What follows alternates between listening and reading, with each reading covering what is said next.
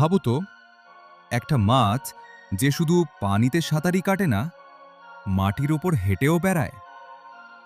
শুনতে কল্পকাহিনীর মতো লাগলেও এটা একদম সত্যি। এই অদ্ভুত মাছটার নাম মার্স কিপার। সবচেয়ে অবাক করা ব্যাপার হলো, এটা পানির বাইরে ঘন্টার পর ঘন্টা বেঁচে থাকতে পারে।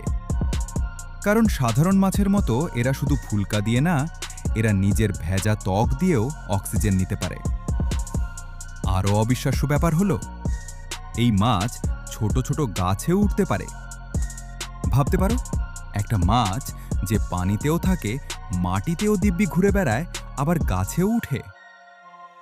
বিজ্ঞানীরা মনে করেন, হাজার হাজার বছর আগে যখন কিছু প্রাণী প্রথম পানির বাইরে আসতে শুরু করেছিল, তখন তারা হয়তো অনেকটা এমনই ছিল।